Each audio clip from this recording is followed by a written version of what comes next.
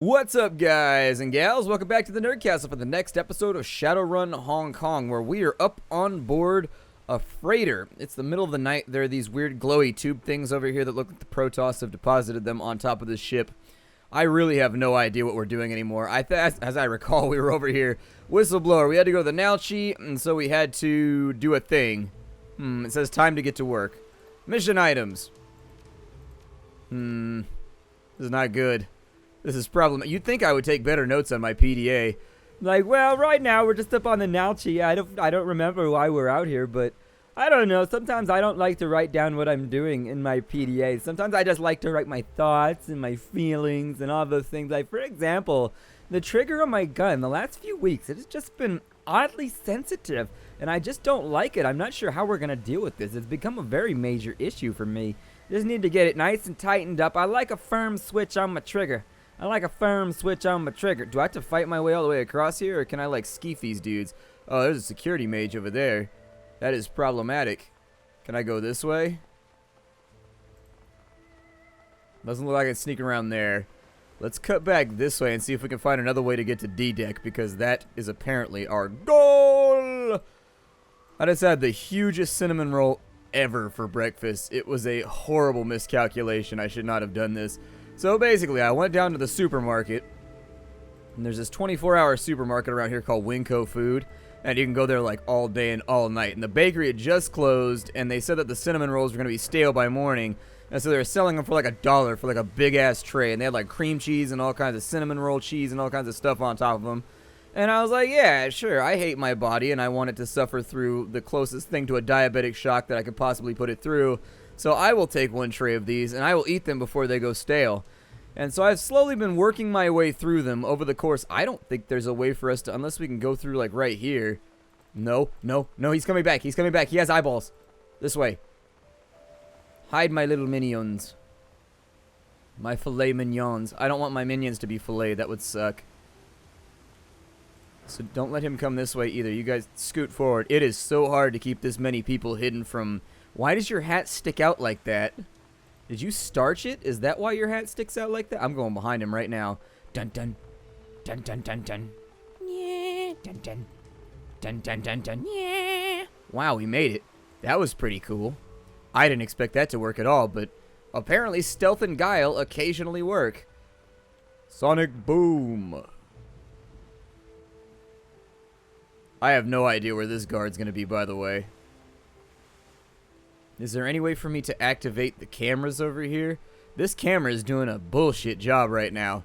Like, how are you going to position a camera and only have it hit, like, this blank space of concrete in the middle? Like, alright, the third vector of that piece of concrete, it's still empty over there.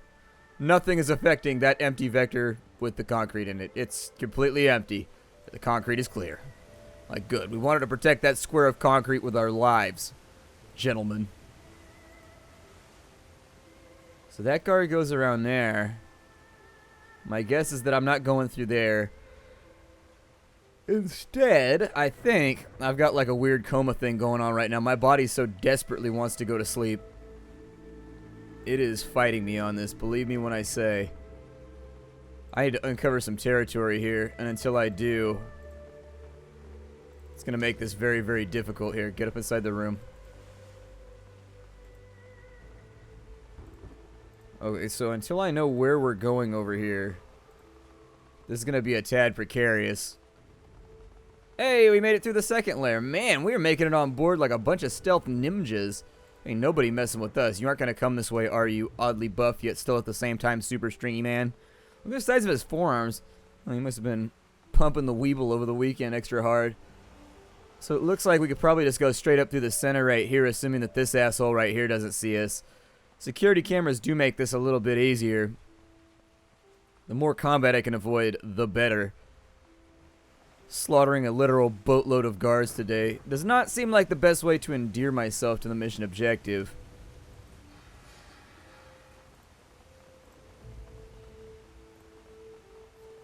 Up. And we're in. We made it. I'm proud of myself right now. Normally this turns into a shooting, gun-blazing mess. But, you know, we made it to D-Deck, and we're inside. As you creep down onto D-Deck, the ship is eerily quiet.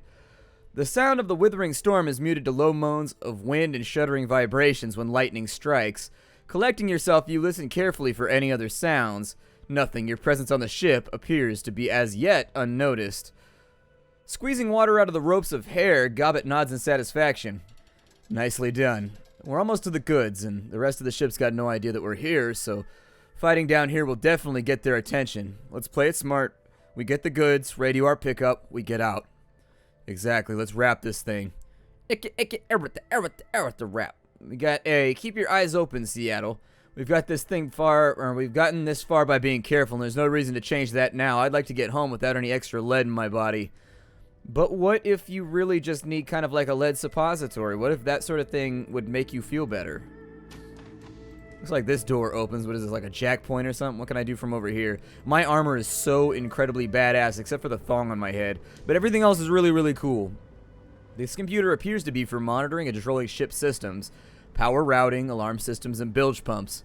Like everything else on the Nalchi, it's an obsolete piece of junk that doesn't even have a VR interface, just a touchscreen and keyboard. Oh my god, James, it only has a touchscreen. Can you imagine, what is this, 1964? It only has a touchscreen, James. I can investigate the alarm system. The alarm system doesn't seem to be connected with the actual security alarms. It appears to be primarily a voltage and short-out protection system that engages if there's a power overload somewhere on the ship. A few tweaks and you could probably fake a voltage overload elsewhere on the ship. Okay, well, I'll keep that option for a little bit. Let's put that in our back pocket. The power routing system appears to have been connected only to some low-level ship functions, sewage control, HVAC, and battery control. It doesn't look like there's much you can do with those.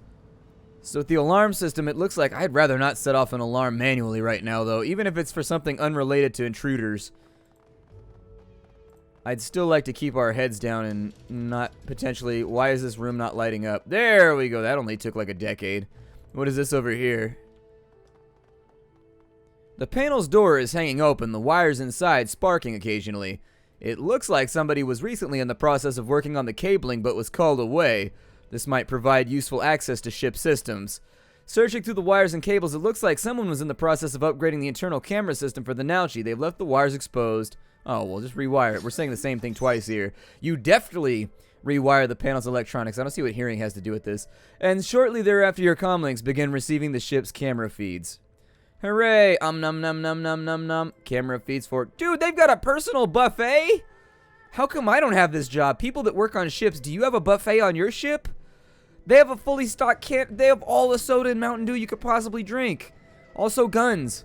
Probably liquor, although it looks like somebody did a number on that counter right there. And that number, well, as of so far, it is undefined, but it is unconstrained. What's inside this box of cratey stuff? Summons a Force 2 Fire Elemental. The fetish is consuming you. Yeah, I'll take it. I'm going to sell it, though. I'm not going to give it to anybody. That thing is mine. I take your fetish, and I drink it up. I would like to go inside your locker to take your phosphorus. What the hell do you need a phosphorus grenade for on top of a shipping ship? A shipping ship shipping ships. Like, you have a phosphorus grenade in your locker. Like, are you really that paranoid? Like, yes, and obviously I was right because you're here. Like, touche. But I'm going to actually manage this one, though. I want that on me. Gimme, gimme, gimme, gimme. I want it inside my inventory. We'll fix the story. It didn't put it inside my inventory. Do I have to drag and drop it, maybe? I probably just did the wrong thing. It's okay. I don't feel that bad about it. I don't think that I should be fighting with any guards right now.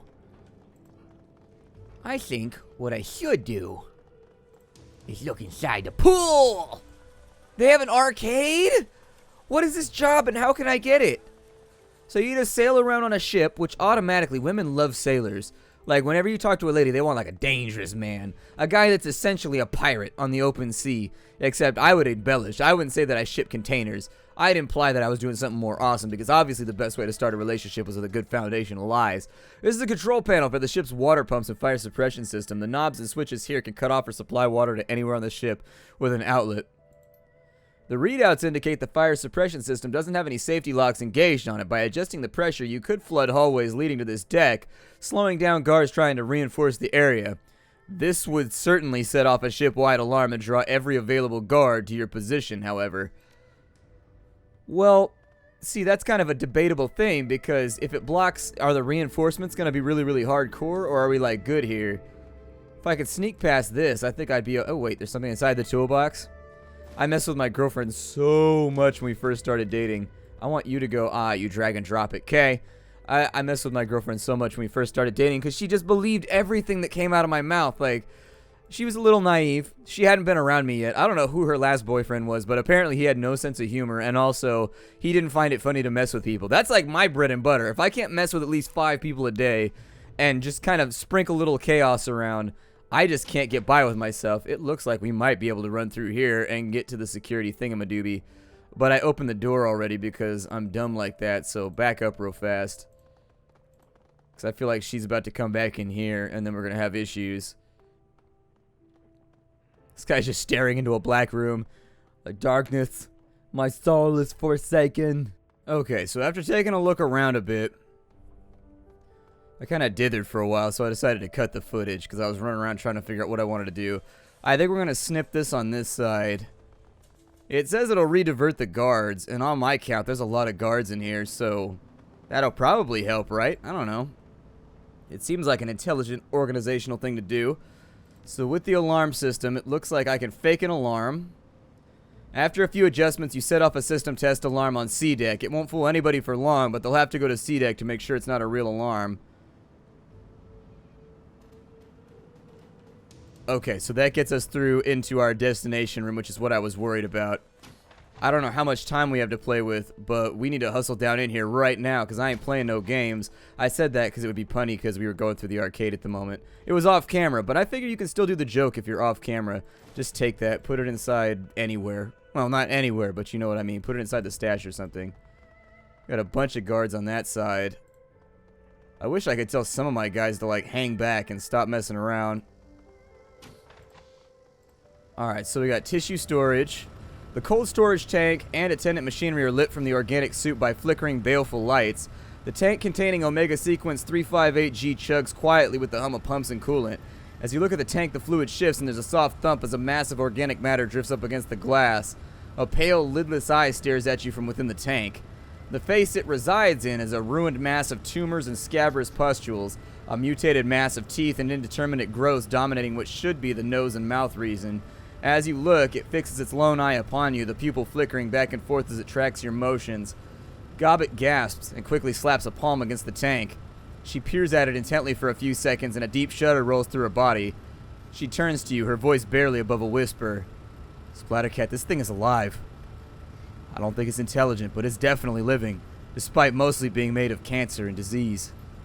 Wu grimaces, tusks bared as he stares at the tank. After a moment, he turns towards you and Gobbet. We have a moral imperative to kill this thing. Nothing should live like this. Gobbet leans closer to the tank, still whispering. Only a few more minutes, monster. You'll be at peace. You call it a monster? Why don't you give it a name like Daryl, or Darren, or, I don't know, what's with the D names right now, or Dick? I call it Monster. Alright, well, let's grab that. After a few moments of worrying, a small drawer opens to present you with a rack of vials. Each one contains a scrap of tissue. You power down the machinery, the lights dim, and the creature slowly closes its single eye. As the last hum of the power fades, the creature drifts away from the glass. What does this do? So it's a development diary. Project overview. Initial research into metagenetics presents a singular challenge, to wit, the study not of genes themselves, but of the interaction between genetics and the unseen world of astral space. If the creation of a particular metatype or magically expressed phenotype was as simple as the recombination of given amino acid sequences, then the creation of mages would be as simple as the expression of a given eye color or skin tone. Unfortunately, such expressions are far more complex. The expressions of traits previously considered to be supernatural is a complex interplay between mundane DNA, the condition of the ambient manosphere at the time of development, and the interaction between genes, and what we have dubbed astral shadows. Any search into these is fraught with difficulty due to the resistance to traditional, that is to say, technological instruments. Ergo, Omega Sequence 358 is a product redoubled from the usual safeguards against project overruns. We may have been granted extensive magical assistance in our pursuit of higher metagenetic understanding as well as autonomy from legal concerns. As such, Omega Sequence project materials must be kept in Eastern Tiger secure facilities only. Deviation from this may result in local law enforcement interest, and subsequent cleanup costs can be prohibitive. Phenotypic alteration is the key process which allows for the Omega Sequence project to progress. Ordinarily, an organism's phenotype is set and cannot be changed after a very early point in development. Morphology, phenology, replication processes, any alteration in the coding sequence of a living organism is invariably fatal, except in the case of Omega. A combination of alkylating agents, ambient mana control, and potent alpha emitters allow us to control the replication of the Omega Sequence metagene. This is accomplished through the alteration of interactions between DNA and their astral shadows, the building blocks, as it were, of metagenetics and mana-based abilities. To understand this, consider an Indonesian shadow play. The story one watches is not of the puppets, but of the shadows they cast. A skillful puppeteer manipulates not just the puppets, but the space in between the screen and the viewer. So too is it with metagenetics. Magical aptitude, metagenetic traits, and formerly unknown parazoology are revealed when mana levels reach a sufficient point to allow the astral shadows of DNA to engage in their delicate, powerful dance of replication. To change the metagenetics of an organism, we do not manipulate only the subject's DNA, but the space between that DNA and the astral plane. We cast the requisite shadows, engendering change that cannot be explained solely by base pairs, alleles, and nucleotides. Control is our challenge. Control is the delicate art. It requires patience and perseverance, as well as scientific acumen. With a fine enough degree of control, we will be able to replicate magical abilities, trait expression, and Black Swan effects. What are Black Swan traits? Individuals born during events which can cause ambient mana to spike have been known to express extreme magical potential and metatraits not possessed by the majority of their metatype. Research into Homo sapiens nobilis subjects born during the Awakening, for instance, indicate that ordinary elven longevity simply does not apply. There's no upper bound to their telemetric regeneration. Effectively, they appear to be immortal. I'm just going to download the data. I get it. Alright, with the data and tissue samples acquired, you're ready to make your exit from the Nalchi. Pulling your comlink, you dial Jomo. The Malaysian orc's face springs to life in your comlink, his tusky maw spread in a grin. Jomo listening. You ready for a pickup, my friend? We're standing by and have eyes on the ship. Make it fast, things might heat up. Easy, we'll be there in a few minutes. Be ready right where we dropped you off. The last detail is to inform the Johnson everything is complete and transfer payment. You rapidly dial the number Kindly Chang gave you for TGAF. The elf on screen has a bearing of someone with no time for pleasantries, and his tone is flat when he speaks. This is TGAF. Is the job done? We're done here. We can release the data at the time and site of your choosing. That was swiftly done. Unfortunately, there's a complication. I can't transfer your payment until we meet in person. I've had a tail on me since I arranged the run with Kindly Chang. I think the Seopas have caught up with me, and they're watching to see what I'm up to. I could shake the tail, but I need you to ensure my security or safety before this is done. I can help with that, but it'll cost you. He grimaces but nods his head in agreement after a few seconds. I'll pay whatever it takes to get him off my back. If I can't, my family's dead. I have a safe house in Ho Chung Village that I set up before landing here. Meet me there and call me when you're close, and I'll shake the tail. As long as we get it handled in a hurry, I should be clear to get out of Hong Kong. What are you, a Cocker Spaniel? Shaking tails?